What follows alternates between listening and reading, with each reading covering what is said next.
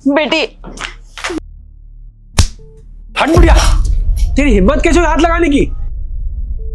माँ, ये क्या हालत बना रखी है आपने अपनी? कौन माँ? किसकी माँ? मैं किसी की माँ नहीं हूँ। देखिए माँ, झूठ मत बोलिए, मैं जानती हूँ आप मेरी माँ है। मैं आपकी बेटी ज्योति। देखिए आपने क्या हालत बना रखी है, ऐसे भीख क्यों मांग रही हैं आप? देखो, मैंने पहले भी तुमसे कह दिया, मेरी कोई बेटी नहीं है, मैं किसी की माँ नहीं हूँ।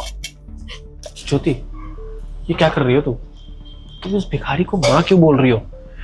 तुमने तो कहा था इस दुनिया में तुम्हारा कोई नहीं है, तो फिर तुम इसे क्यों माँ बोल रही हो? सुशांत, ये मेरी माँ है।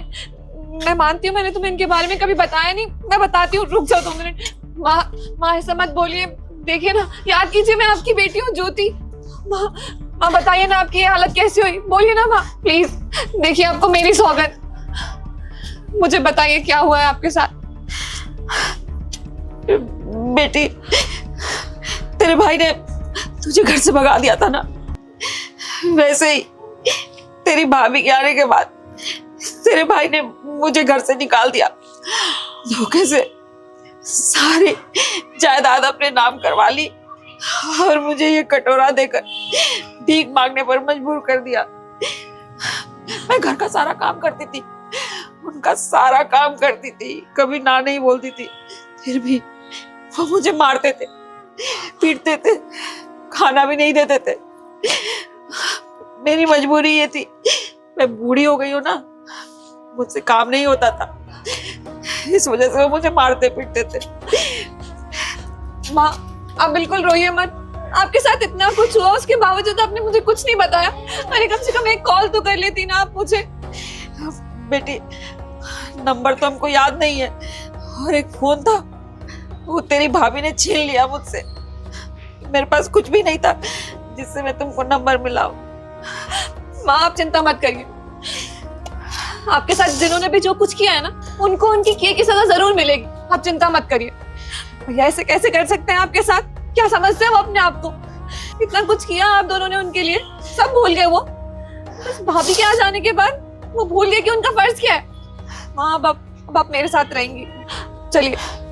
ज्योति, हम ऐसे कैसे किसी को अपने घर पे रख सकते हैं? इनफैक्ट मैं तो इन्हें जानता भी नहीं हूँ, ऐसे कैसे? सुशांत मैं बताती हूँ आपको इनके बारे में, ये मेरी माँ है। नहीं नहीं, रहने दो बेटा। माँ इनको पता लगने दो कि आपने मेरे लिए क्या कुछ नहीं किया है। सुशांत तुम्हें तो मालूम है ना कि मैं अनाथ थी, मेरे माँ बाबा के चले जाने के बाद इन्होंने और इनके हस्बैंड ने ही मुझे पाला पोसा, मेरी पढ़ाई लिखाई करवाई, लेकिन इनके बेटे ने मुझे घर से बाहर निकाल दिया। उसे लगता था बड़े होकर मैं घर की जायदाद मांगूंगी, इसीलिए। लेकिन मुझे नहीं मालूम था कि वो एक दिन माँ की ये हालत कर देंगे। देखो सुशांत, इन्होंने जो कुछ भी मेरे लिए किया ना, आज वो दिन है कि मैं इनका सारा कर्ज उतारूं। मेरा फर्ज बनता है एक बेटी होने के नाते अपनी माँ का साथ दूं, इसलिए मैं इन्हें अपने साथ रखना चाहती हूँ। छोटी, तुम्हें ना ये सब कुछ मुझे पहले बताना चाहिए था। इन्होंने इतना साथ दिया तुम्हारा इस दुनिया में कोई नहीं था, इन्होंने तुम्हारा ख्याल रखा, तुम्हें पाला पोसा, तुमने इनके बारे में कभी जिक्र भी नहीं किया। देखिए मैं तो आपको नहीं जानता हूँ, लेकिन जैसा ज्योति बता रही है आपने इसके लिए बहुत किया। अब हमारी बारी है। वो क्या है ना, मेरा भी इस दुनिया में कोई नहीं है ज्योति के सिवाय, और एक माँ की कीमत तो मुझे भी पता है। आपका बेटा ना बहुत ही बदनसीब इंसान है जिसको आपकी कदर नहीं है। अरे माँ की कदर तो हम जैसों को होती है जिनके पास माँ नहीं होती। अब आपको ना चिंता करने की कोई जरूरत नहीं है, आज से आप हमारे साथ रहेंगे, मेरे और ज्योति के साथ, और आपका ना पूरा ख्याल रखा जाएगा। आपको किसी चीज की तकलीफ नहीं होगी, है ना ज्योति? पर बेटा, पर कुछ नहीं मम्मी, आप हमारे साथ रहेंगी। इनको भी कोई एतराज नहीं है और ये दिल के बहुत अच्छे हैं। चलिए आज वक्त आया है कि बेटी अपना फर्ज निभाए, आप मना नहीं करेंगे। चलिए। देखो, मैं अपने आप को सबसे ज्यादा बदकिस्मत समझती थी, पर आज मैं भगवान का लाख लाख शुक्रिया अदा करती हूँ जिसकी झोली में तेरी जैसी बेटी आई।